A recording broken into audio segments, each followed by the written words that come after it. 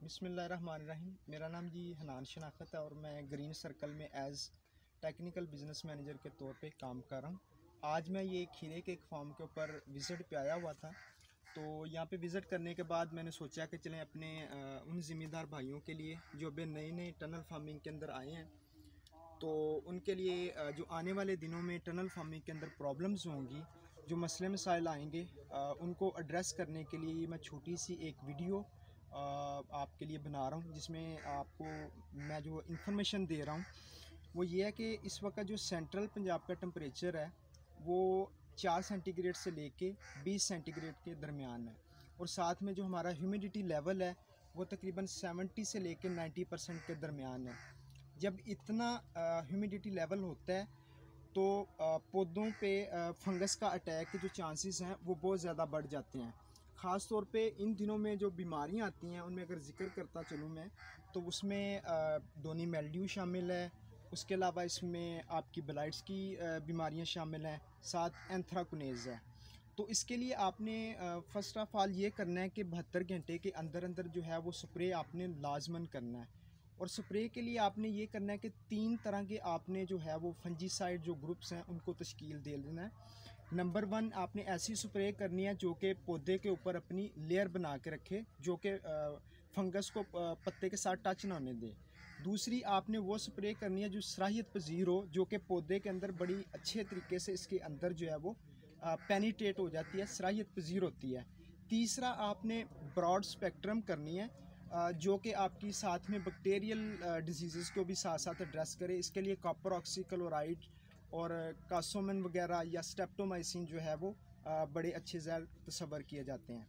अच्छा, अब जैसे कि आने वाले दिनों में टेम्परेचर मज़ीद हो सकता है माइनस की तरफ भी जाए, तो उन दिनों में क्या होता है कि आपकी जो रूट से होते हैं, रूट से पौधा जो है वो खुराक ऊपर नहीं लेता, और साथ में हमें धूप भी बड़ी कम मैसर होती है, जिससे फोटोसिंथेसिस का प्रोसेस जो है वो बड़ा स्लो हो जाता है। जब वो स्लो हो जाता है तो आपका जो इसके अंदर अमाइनो एसिड्स होते हैं, जो इसके प्रोटीन्स होते हैं, वो बड़ी कम मकदार के अंदर जो हैं वो बनते हैं। जब वो बहुत कम मकदार में बनेंगे तो आपका ये फ्रूट अबार्शन होने का या फ्रूट डेवलपमेंट जो है ये बिल्कुल रुक जाती है, और पौधों को अपने आप को भी सर्वाइव करवाना जो है वो बहुत मुश्किल हो जाता है। तो इसके लिए आपने वीक में एक दफ़ा लाजमन जो है वो अच्छे अमाइनो एसिड्स का स्प्रे करवाना है, साथ में आपने NPK का इस्तेमाल करना है, और साथ में आपने हार्मोन्स का इस्तेमाल करना है, ताकि पौधा जो है ये फ्रूट को अबार्शन ना करे और कम से कम सर्दी के दिनों में अपने आप को स्ट्रेस से महफूज रख सके।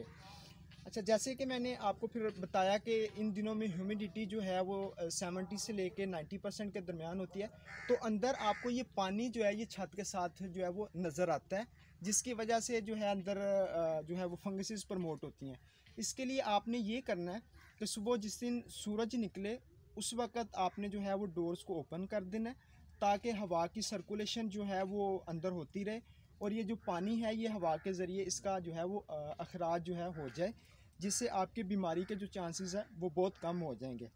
अच्छा, इन दिनों में आपने जो तीसरा या चौथा अहम काम जो करना है वो ये करना है कि ज़मीन के अंदर आपने बहुत ज़्यादा जो है वो आपका पानी नहीं होना चाहिए। अब जिसे कहते हैं ना कि मतलब ओवर मॉइस्चर जो आपकी ज़मीन के अंदर भी जो है ये ख़तरनाक साबित हो सकता है, क्योंकि इससे आपकी जो है रूट्स की बीमारी भी स्टार्ट हो सकती है।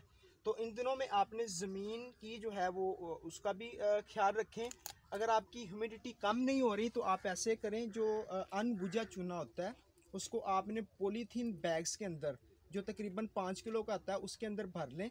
उसको मुख्तलिफ लोकेशंस के ऊपर 10-20 फुट के फासले के ऊपर रखें। जब वो अंदर से नमी को यानी कि वो अपने अंदर सक कर लें, जब वो इकट्ठी कर लें तो आप उनको बाहर धूप में रख के उसको खुश्क कर सकते हैं। इससे भी आपकी नमी का जो है वो काफ़ी ज़्यादा आपको कंट्रोल जो है वो मिल सकता है।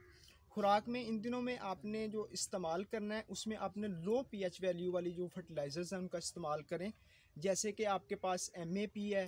ह्यूमिक एसिड का ख़ास तौर पे ऊपर इस्तेमाल करें, ताकि आपकी फर्टिलाइज़र का मैक्सिमम यूज़ हो सके।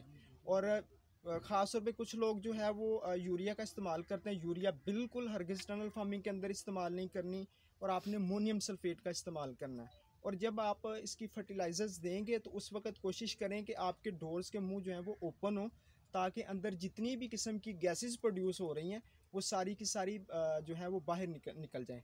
अदरवाइज़ वो अगर अंदर रुकेंगी तो उससे वो जब पानी के साथ टच करके दोबारा वापस आएंगी तो ये आपके पत्ते के ऊपर जो है ये बीमारियों को प्रमोट कर सकते हैं। इसके अलावा आपकी फसलों के ऊपर अगर आपको कोई भी प्रॉब्लम नज़र आ रही है तो आप ग्रीन सर्कल की हेल्पलाइन के ऊपर कॉल करके हमसे ग़िज़ाई चार्ट ले सकते हैं, बीमारियों के मतलब इन्फॉर्मेशन ले सकते हैं। तो मैं उम्मीद करता हूँ कि ये जो टिप्स हैं या इन्फॉर्मेशन है इंशाल्लाह ताला ये आपके लिए बड़ी कारगर मुफीद होगी।